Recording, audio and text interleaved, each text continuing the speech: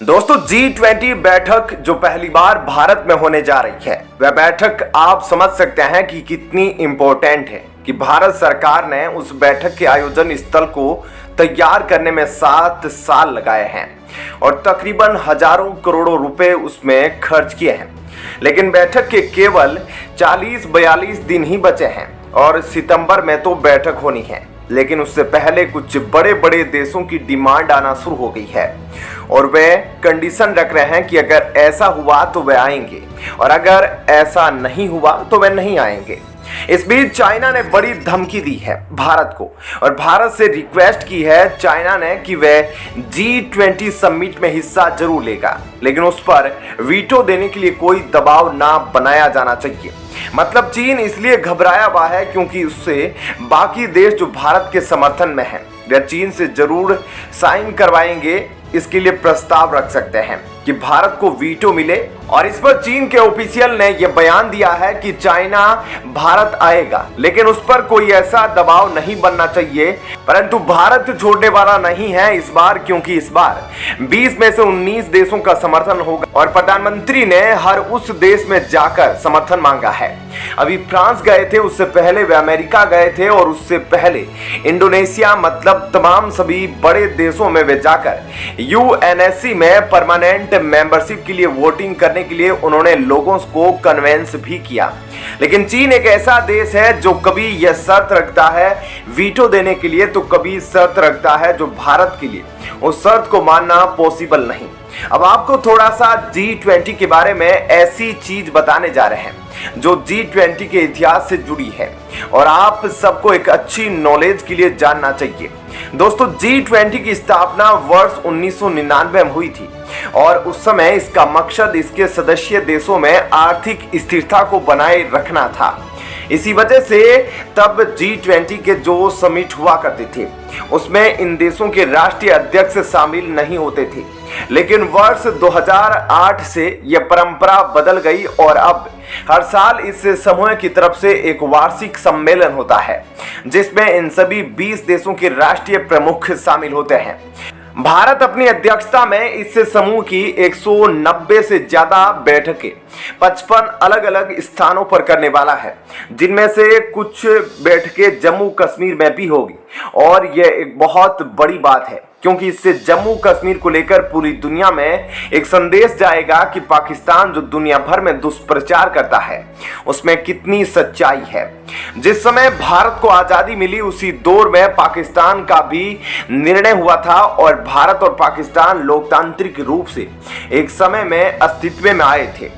लेकिन आज पाकिस्तान की स्थिति यह है कि वह ना तो G20 देशों का हिस्सा है और ना ही आज G20 जैसे बड़े सम्मेलन कभी हो सकते हैं। आज बड़े बड़े नेता अपनी सुरक्षा की वजह से पाकिस्तान जाने से भी कतराते हैं और पाकिस्तान में इस समय इतनी ज्यादा आर्थिक स्थिरता है कि वहां के प्रधानमंत्री को लोन मांगने के लिए दूसरे देशों में जाना पड़ता है। यानी आज जहां भारत वैश्विक राजनीति का गढ़ बन गया है तो वहीं पाकिस्तान आतंकवाद का गढ़ बन चुका है। ऐसे में दोनों देशों के बीच फर्क आप साफ तौर पर देख सकते हैं। जहां भारत एक तरफ G20 के समिट अपने यहां ऑर्गेनाइज कर रहा है और पाकिस्तान के हाल ऐसे हैं कि अब वहां लोकतंत्र भी एक मजाक बन गया है। 9 और 10 सितंबर में अब भारत के दिल्ली में G20 का सबसे बड़ा समिट होने वाला है जिसमें सभी देशों के बड़े बड़े प्रधानमंत्री, लीडर्स और प्रेसिडेंट जैसे लीडर आएंगे और एक मंच पर इकट्ठा होंगे। और आजादी के बाद भारत के इतिहास में ऐसा पहली बार होगा कि इतने बड़े बड़े 20 देशों के नेता एक समय पर भारत में मौजूद रहेंगे।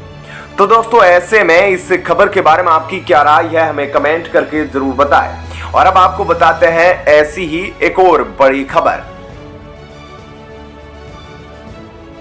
दोस्तों चंद्रयान 2 जब लॉन्च हुआ था तो उस समय किसी भी देश से जलन की बू नहीं आ रही थी, लेकिन चंद्रयान 3 अब चंद्रयान 2 का रिकॉर्ड तोड़ते हुए चंद्रमा के ऑर्बिट के समीप पहुंच गया है। तो अब चीन के जलने की बू आ रही है और चंद्रयान 3 पर चीन ने कैसे हमला बोला है जिसके बाद इसरो ने भी हाई अलर्ट कर दिया है और फौजियों को तैनात किया गया है। आपको इसके बारे में डिटेल से बताते हैं कि चीन ने आखिर क्या कुछ किया है चंद्रयान 3 पर। दोस्तों, चीन अब चंद्रयान 3 को गिराने की खतरनाक साजिश पर जुट गया है। चीन ने अपने वैज्ञानिकों से यह कह दिया कि करो या मरो। जी हां, पहले जमीन फिर समंदर और अब अंतरिक्ष में भी भारत के पीछे चीन हाथ धोकर पड़ चुका है और इस बार निशाने पर है हमारा चंद्रयान 3। और इतना ही नहीं दोस्तों, इसरो अब लगातार मिशन लॉन्च करने वाला है और चीन ने इसी समय अपना शैतानी दिमाग चला दिया है जो आखिरी वक्त में सब कुछ बर्बाद करके तबाही मचा सकता है, क्योंकि उसने अपने जहाज को तब भेजा है जब चंद्रयान 3 ने 25 जुलाई को ही 5th ऑर्बिट में एंट्री मार ली है और वह 40,400 की स्पीड से आगे बढ़ रहा है। सीधी सी बात है दोस्तों कि चीन अब चंद्रयान 3 को गिराने की बड़ी चाल चल रहा है। लेकिन दोस्तों, इस वक्त इसरो के पास भी पावरफुल स्किल्ड एक्सपेरिमेंट करने वाले साइंटिस्ट हैं और भारत अब पूरी तरह से तैयार हो चुका है।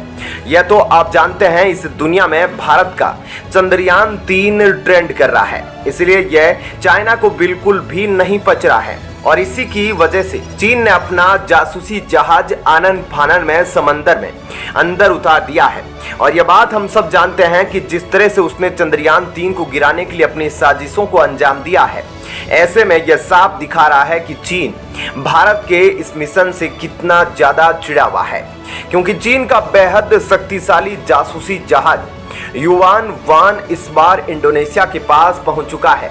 और यह बात आप भी जानते हैं कि हमने आपको बताया है कि इंडोनेशिया के डीप स्पेस नेटवर्क का इस्तेमाल भारत चंद्रयान 3 को ट्रैक करने के लिए कर रहा है और जब भारत चंद्रयान 3 को चांद की सतह पर उतारेगा तो यह जहाज भारत के और करीब आ सकता है।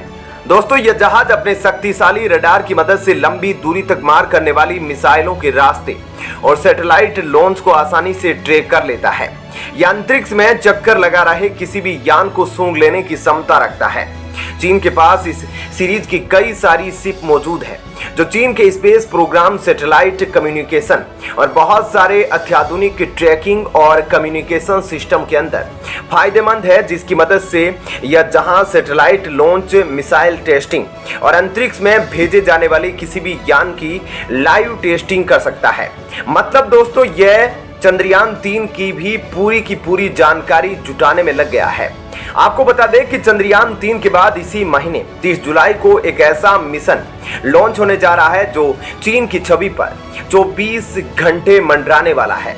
और यह मिशन सीधे तौर पर भारत का तो है ही, लेकिन जिस देश के लिए यह काम शुरू कर रहा है वो चीन का जानी दुश्मन है और उसका नाम है सिंगापुर। और यह है उस जासूस की वहां की सैटेलाइट तस्वीर जिसे देखते ही चीन की सांसें उखड़ गई है, क्योंकि दोस्तों, जिस रास्ते से दुनिया में अपने जहाज भेजकर चीन अपनी इकोनॉमी को बढ़ाने की कोशिश करता है, उसी रास्ते पर यह सैटेलाइट निकलने जा रहा है। यानी कि एक तरह से यह चीन की इकोनॉमी का गला दबाने वाला कारनामा है जिसे इसरो 30 जुलाई को अंजाम देने वाला है। अंतरिक्ष के अंदर यह सैटेलाइट लॉन्च होगा। ऐसे में जिस तरह से चंद्रयान 3 को खराब करने की प्लानिंग कर रहा है, उससे कहीं आगे इसरो के साइंटिस्ट का दिमाग चल रहा है और चीन अब कुछ भी करने के काबिल नहीं रहेगा। तो दोस्तों, इस खबर के बारे में आपकी क्या राय है, हमें कमेंट करके जरूर बताएं।